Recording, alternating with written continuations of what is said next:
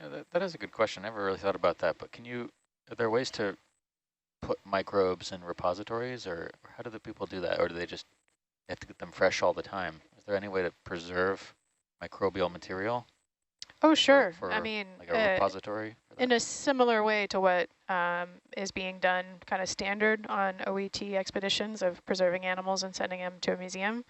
The samples that I'm collecting, I'm also preserving, but there is no established commonly used archive for microbiology samples. And that's partially because to preserve them, you need to maintain them at ultra frozen temperatures, and those freezers take up a lot of space and energy, as opposed to other museum collections that can be preserved in like formalin or ethanol and left on a shelf at room temperature. So a museum really has to make a commitment that they're going to support that, or a collection, an archive, a repository.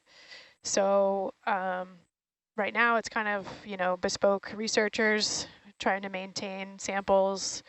There have been discussions in different communities I'm in about trying to establish like a shared, let's just start with a shared spreadsheet of who has what, so that when someone retires, those people can know what's available and try to move things around. But it is not as well established as for the deep sea animals. Are there any microbial museums?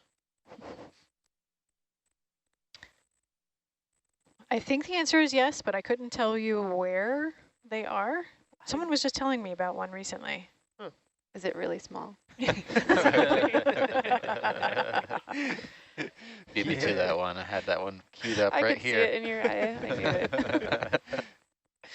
Well How done. did the microbes go inside?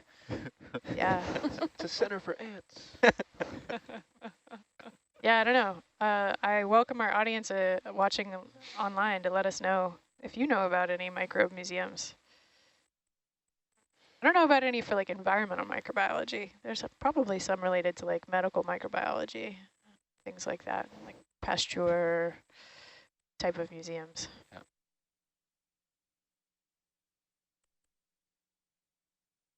A bunch of education related questions coming in, which is great. I'm so glad you're inspired by listening to this and us. But one question, how can folks get involved without a college education, potentially in ocean exploration? Is it possible even?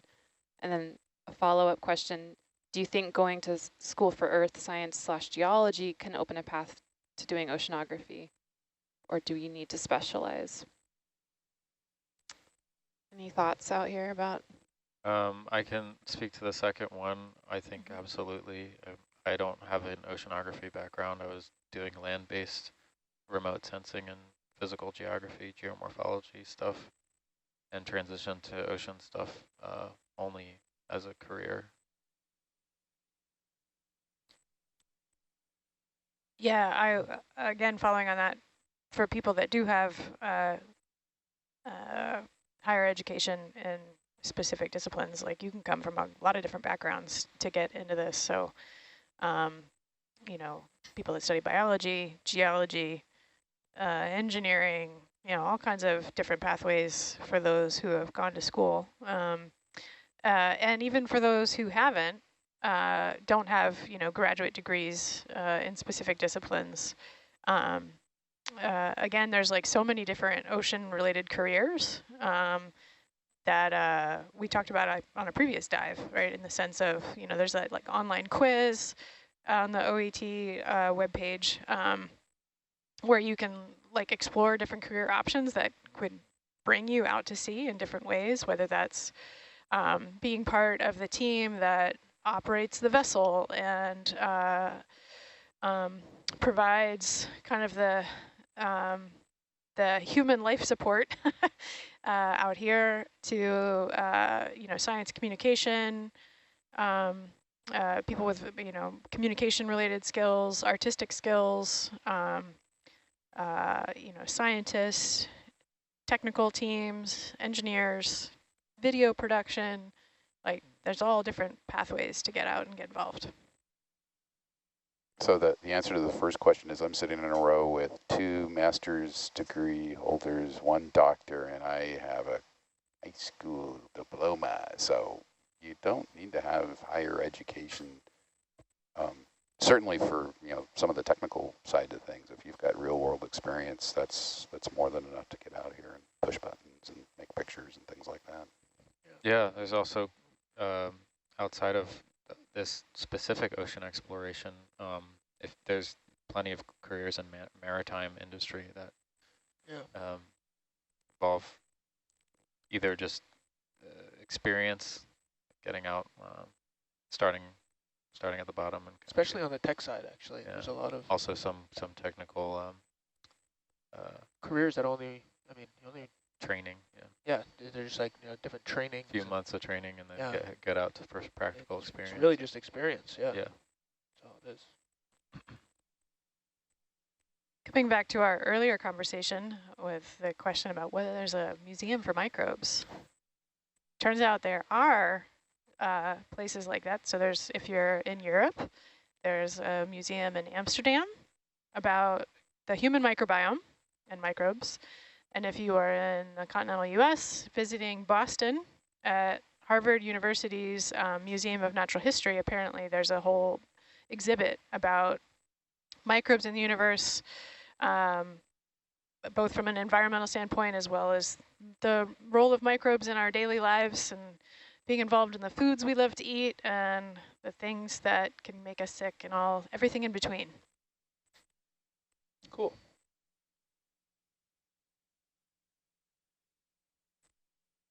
Those are at least the ones I was able to find. Maybe there's others. Museum. Not microbial.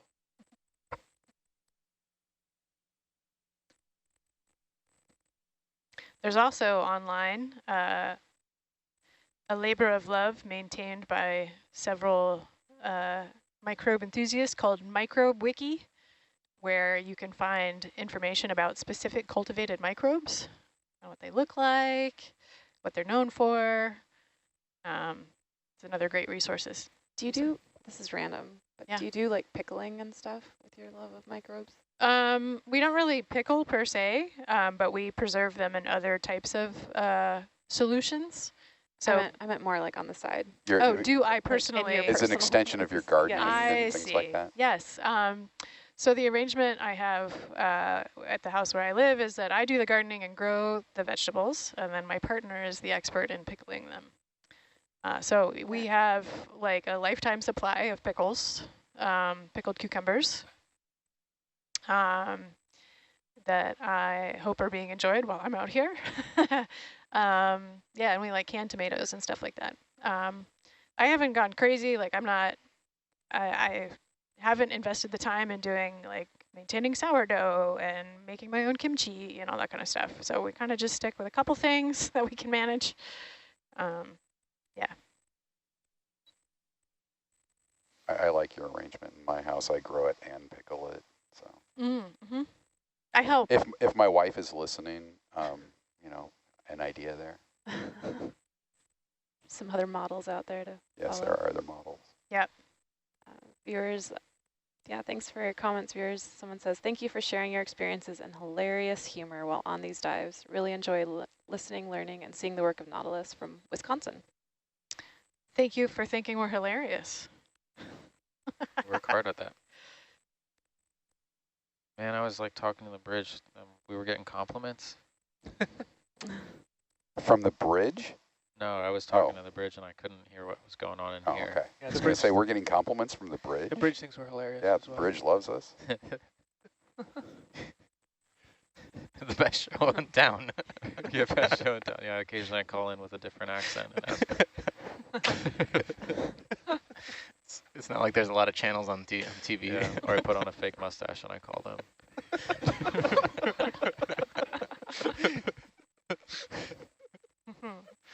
I don't really understand where this is going, but it's funny. Never know. Too much blue this water ship doesn't have any like satellite TV like some other ships have, so it's like you turn on the screen and this is what you see all the time. Yeah, just your friends. We're all looking at the same thing. Yeah. All But right. sometimes the bridge gets silly too, and they'll start. Which one of the officers used to? George. The Probably George. George. Yeah, George messes around a lot. Yeah. it's funny. Inopportune times. Like he'll listen to SPL, and if you like drop a sample or something, he'll call in like, oh. Like, it's very tense in here. So That's a great. question to my colleagues in the van here, because I think this is my first recovery at lunchtime. How do we deal with this in terms Yeah. of the samples are coming up? What do we do? Oh, Well, if you would like to grab lunch Yeah. now, you have no, you're fine, because obligation to you'll be sit in the here. lab right after. Yeah. I'm looking more at you, Steve, because I think you have No, yeah, more yeah, obligation than what I we do. can do is go grab lunch Yeah. now, Okay. and then that will be ready for after. So there's no need. If it disrupts the operational preparedness, we can Yeah. go get food now. Yeah. Okay. Can you take one last quick question before you go? I can. All right. Viewer heard that the previous watch, in parentheses, their second favorite watch, mentioned a push sample. Okay. Do you know when that will be taken? They don't want to miss it. For what it's worth, this is a geologist writing in. A push core sample? Yeah. Yeah, it's really hard to predict when we're going to take samples on the sea floor because it's kind of opportunistic in terms of if we see sediment. And I don't believe on this dive coming up that we have a push core sample that we'll be processing in the lab. So I also can't, there will be no lab action to watch in terms of processing that core. So my best suggestion to you is our next dive on a ridge feature southwest of the Tamana Seamount. That'll be going in the water in about a little over 4 hours. It'll take about 2 hours to get down to the seafloor and start exploring. So my guess would be tune in 7 to 8 hours from now or beyond to watch the feed and see if there's some sediment coming in to view. And that's really that's all I can, that's as precise as I can give you, unfortunately. There will be our science communication fellows who are going through the dive videos to capture highlights and photos. We can maybe make that a request, look through the footage and find one specifically of the cores that can then be put on the Nautilus Life page so you can at least see what we've collected. That was going to be my suggestion as well. So thanks, Beth. Yeah. Have a great lunch. Thank you all for watching and joining. Enjoy the blue water go by. Yeah. See you next time. Thank you.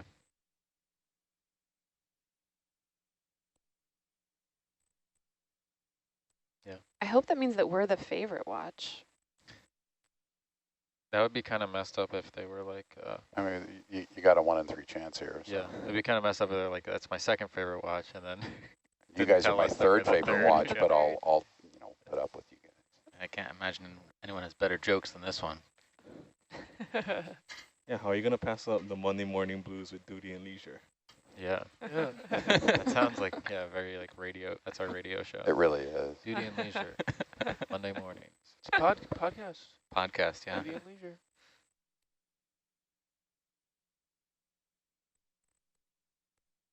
All right, ready to... Steve, did you need to step out too for lunch, or? You ready to- I'll wait a few more minutes. Okay. It's your anxiety bias Plenty of time. There's enough time usually to scarf down a little bit of food between on deck and when we can get the samples off. Just to let you guys know, in the back we're holding here at 100 meters, just till we have probably about 10 minutes or so until the deck starts to populate, and we'll rise the last 50. Given some time for our oceanic white tip friends to show up. Yeah.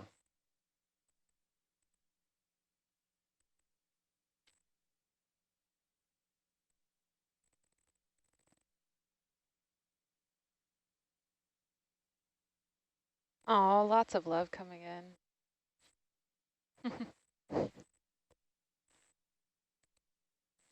Yeah.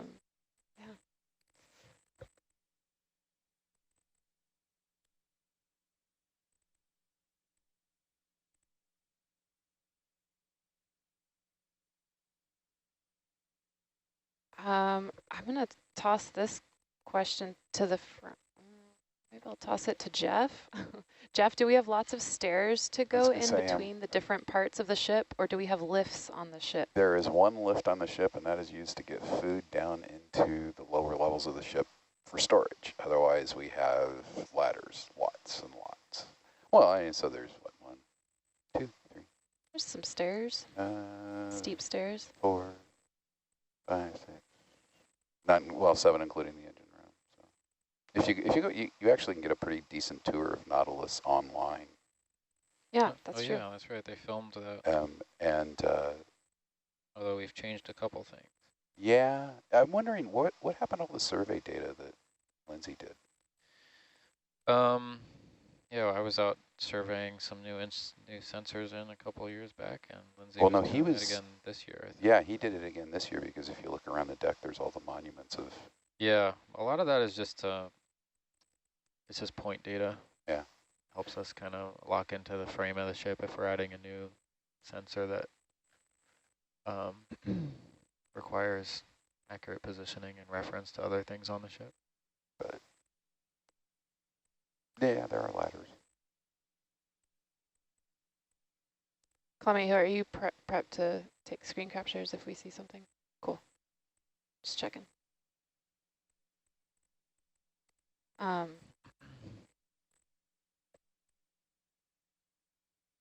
This is random, but since they mentioned the stairs, I really like that phenomenon being on a boat when you're going upstairs.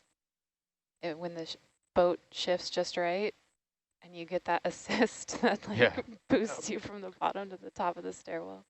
You just want to. You're doing push-ups in the gym and your time in the row, so right. It's easier or harder. I know. I actually mistimed and I did the opposite. I was at the top of the steps on the tepid tub deck, and I swung down to the social deck, and there was a lot of pressure on my ankles that was not expected on the landing. Whoops. You know how I solved that problem? Don't do push-ups. Don't do push-ups. Okay. Oh yeah. Don't have ankles. What? Don't have ankles. I think my solution's easier. But we could try the no ankles thing. Yeah. Just foot to shin. Yep. That's it. Just no transition. This is good. I think this will be a good position here. Yeah.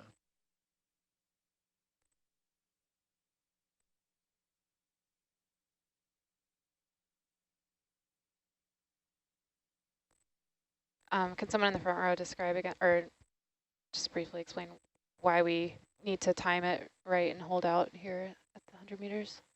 Yeah, a little bit of it is mainly we have the next ROV. So on a ship, there's only a limited amount of spaces, and our ROV team, not only do they maintain the vehicles when the vehicles are on deck, but they also pilot the vehicles, and ROV team members and a few others also participate in launching and recovering the vehicles. And so we just so happen to be at a lunchtime recovery. So we're making sure it's really hard to time ascent rates down to the meter per minute when you're 3,500 meters deep. So we're just holding here at 100 meters depth, waiting for that team to eat lunch and then hop out on the back deck and recover. And we'll go eat lunch after that. The one non-variable on this boat is when the meals are served. Yeah, that doesn't change. That does not change. So we're actually, the simple answer is food. Yeah. Food is the answer. Yeah, it's a famous John Lennon song, I think. That was the first edition of the song, was it? Food is the answer. Yeah.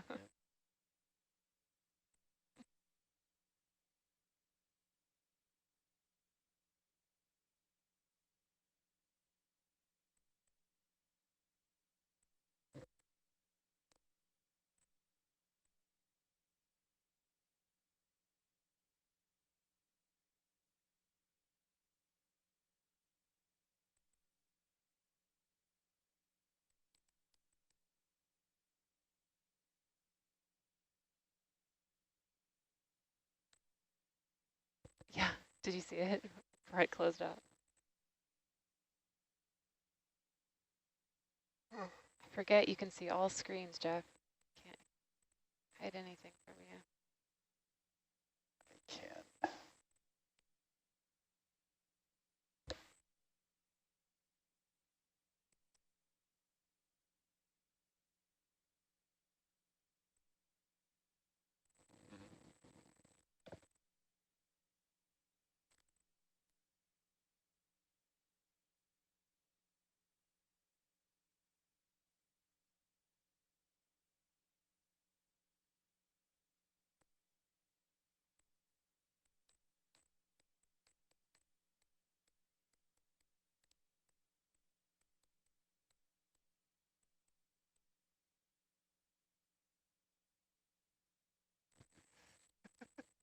I can't quite see. Can somebody tell me the temperature of the water here at the surface?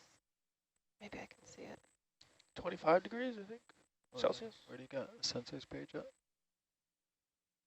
Or is it 23 23 degrees? at Hercules. Bath water. So that's like 75? 73.4 Fahrenheit. And Nice. that's 100 meters down, so at the surface will probably be a bit warmer. Probably closer to 80, 78. Thermocline. I can tell you actually because there's a sensor on the ship, in the hull of the ship.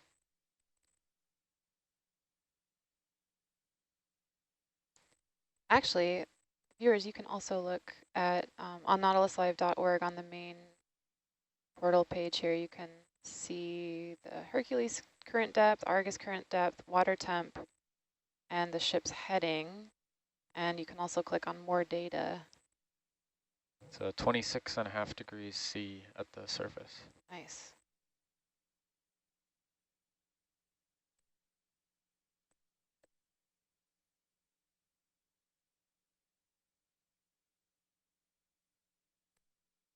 So in just a few minutes here, we'll be losing more of our watch.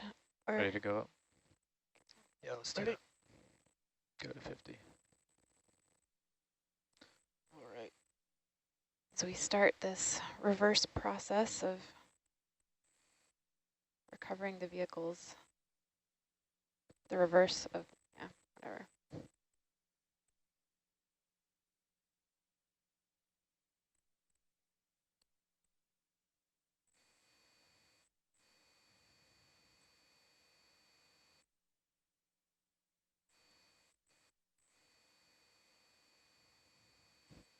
Just stick lock or something? Oh yeah, that'll get you.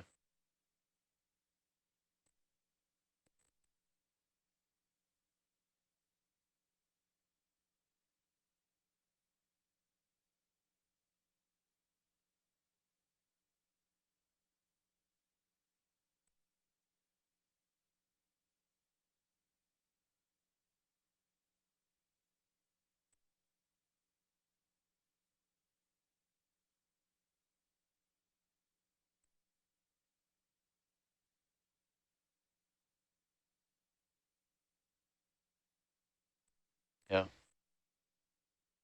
I don't know the last time we did a day recovery, this team.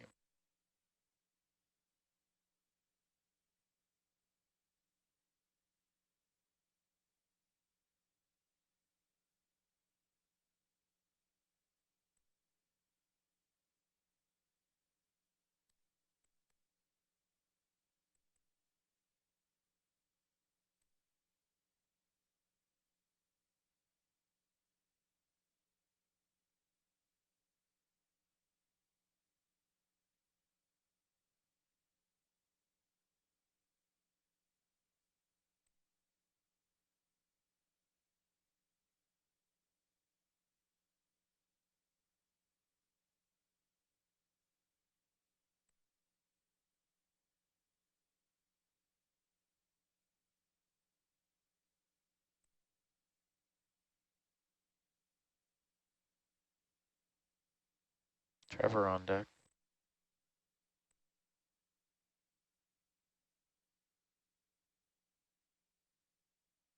Ish. Argus.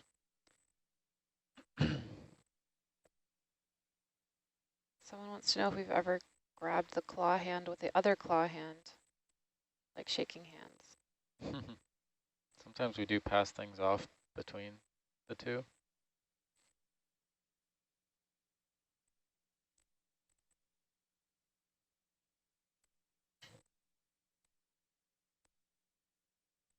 What's our winch payout at? Have a good lunch. 5-7. 5-7. Roger.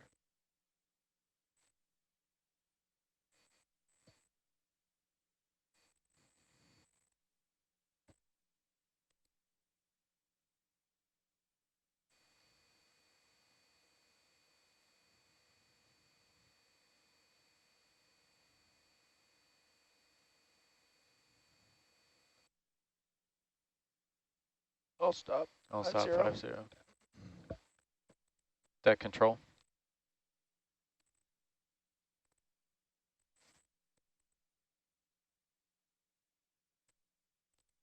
Roger that. We're all stop at 5-0. We'll wait for your call back.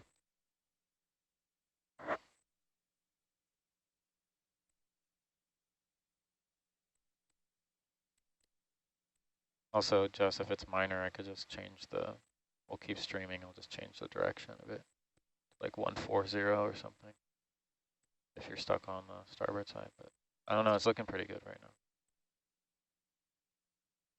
Yeah, should be all right.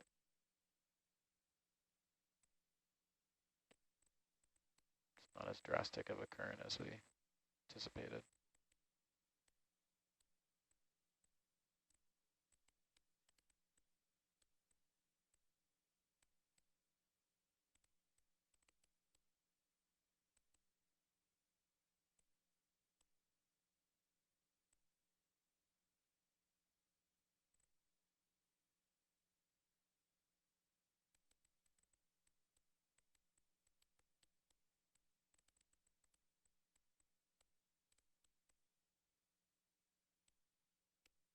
Five people on deck. 6, because we got Trevor on the winch, I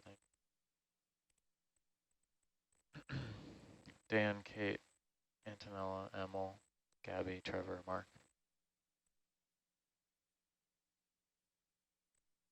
Roger that.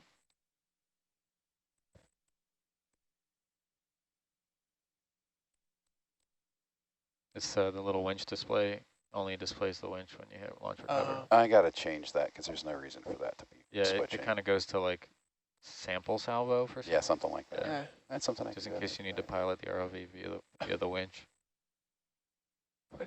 I did not write the salvos. Yeah. Yeah, that one seems like it probably should always be winch unless you're on the social deck and want to look at what's happening.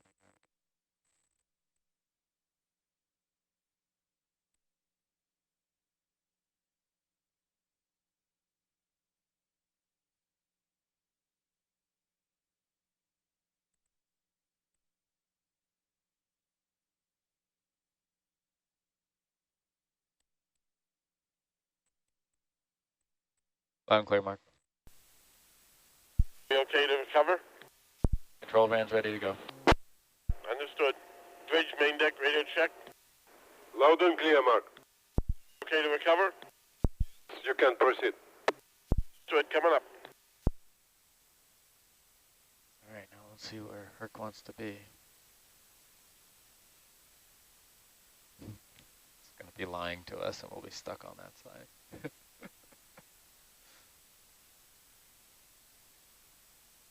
Be all right.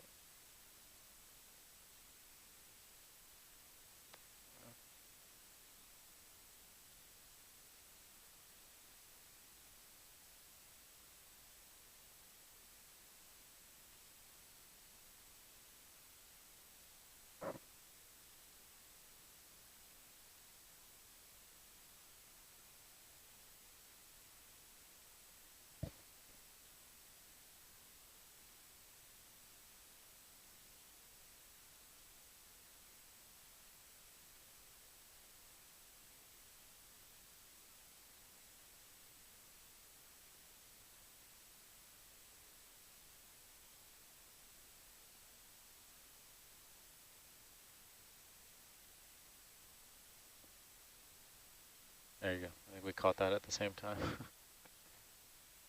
That's fine.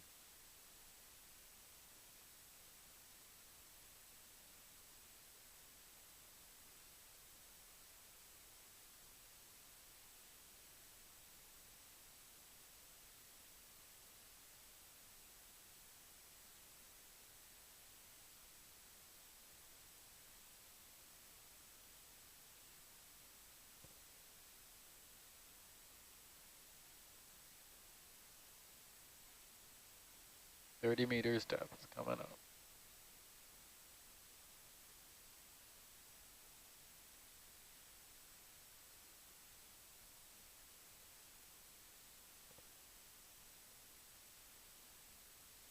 Argus main HD camera, the little lens flares, you can see the reflection of the surface, sun on the surface. That's pretty cool.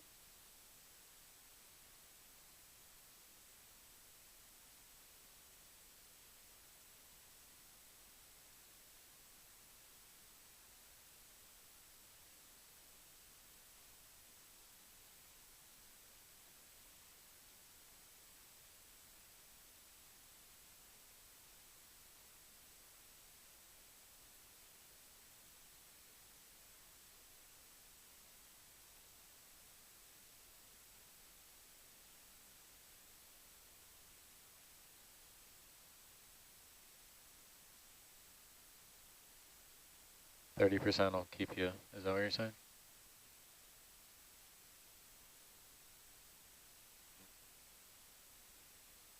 Got it, yeah. All right, well, that's doable.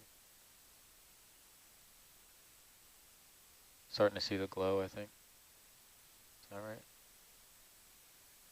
Yeah, there you are. You're right off under the crane. Yeah. Got a goal. I was gonna say it's off the supports, but we'll count. Yeah, yeah. Yeah, I meant crane in that one, not that one. That would be a bad one.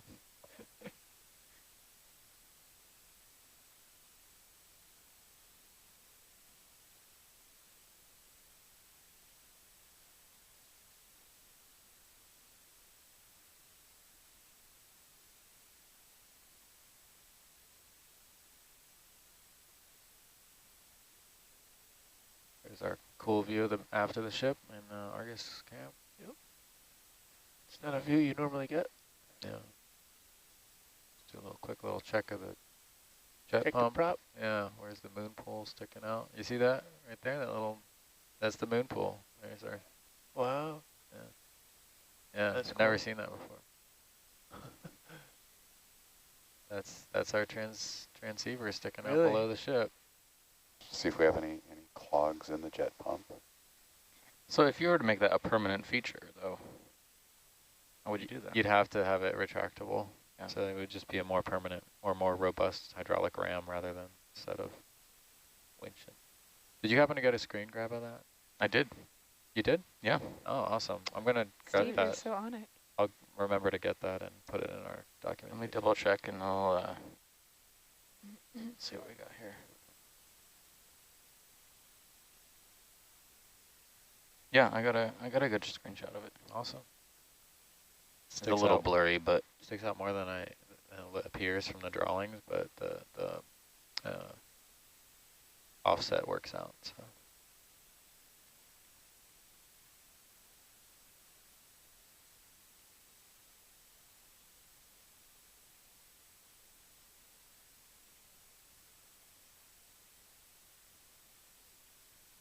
Did you stop the mezzo, right?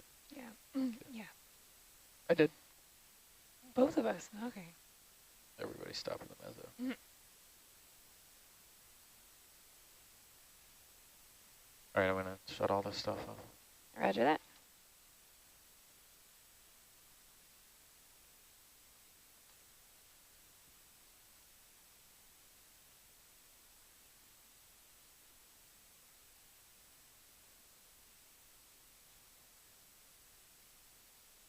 Sorry.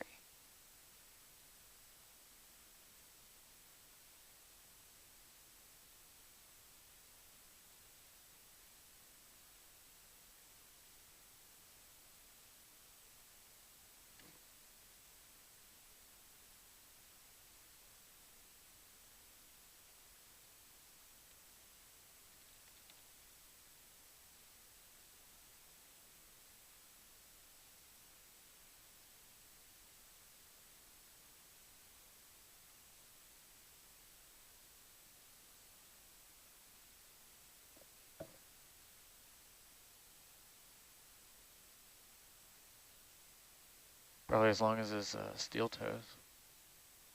Actually, I witnessed a steel toe upgrade at one point in the past 10 years working here.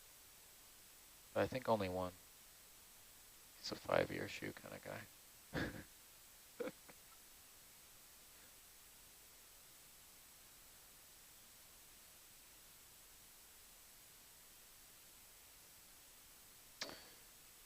Uh, 12, 13 PSI.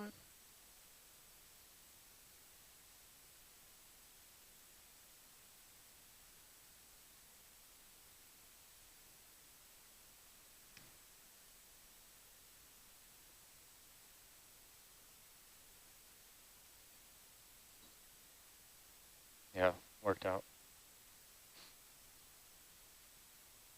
It can also be a function of, like I was saying, the wind sensor being slightly off or whatever. Like, yeah, it could be that the wind is actually over here, and that's, I think it's like, all right, well, I think the wind is here from my data, so there must be a force that's pushing me this way, but really the wind is actually, it's also came down. We see anything up there? Yeah.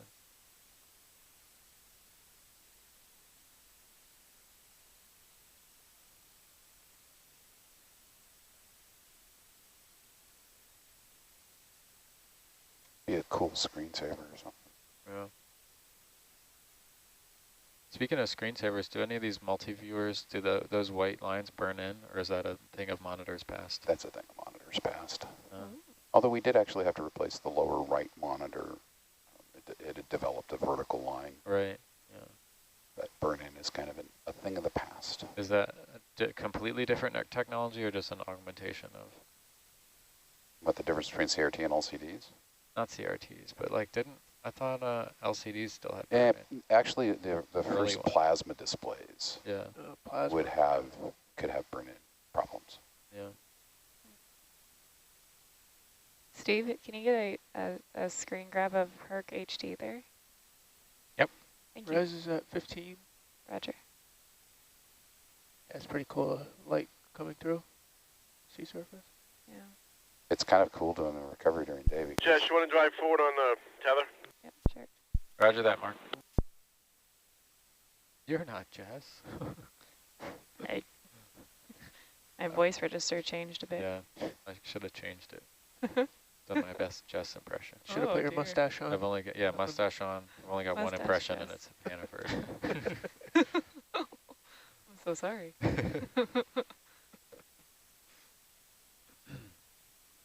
Come on, break that tape. Yeah. Break the tape. There we go. Is it clear? Yeah. Direct shot, Great. no wraps. So I'm streaming that actually. The butt cam? Yeah. Yeah. Yeah, we never see it during the daytime or during nighttime, so during the day it's kind of cool. Yeah. Give the butt cam some love, the winch cam. You're Yeah. all over it there. Yeah. I'm a mini director or something.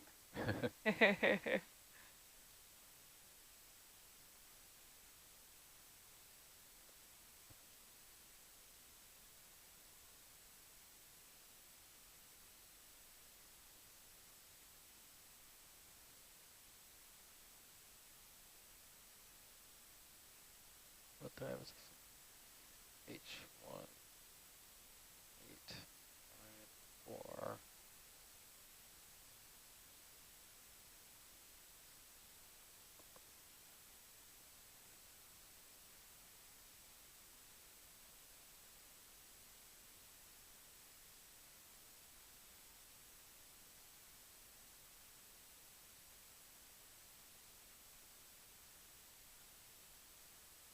Aaron on the crane?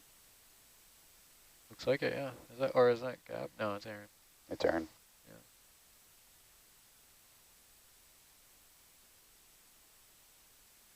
She'll be most pleased about that transceiver photo.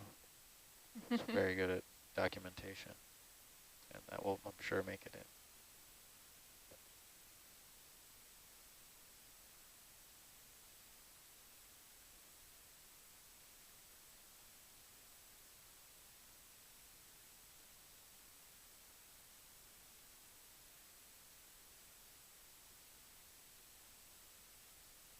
Oh, the boat in the back. Yeah, the boat. And the port rail cam there. Yeah. Like, what the heck is that? Oh, yeah, we're right next to A the ship. whale.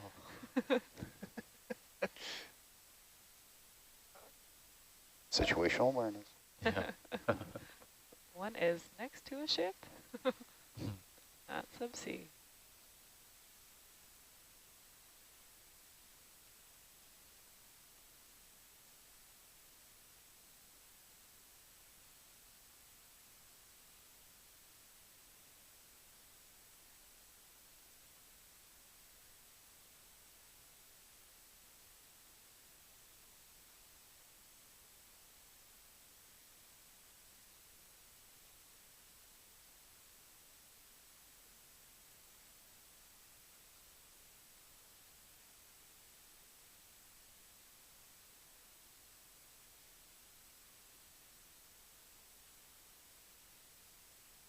Okay, coming out of the water now. Roger. Roger that. All right. High voltage.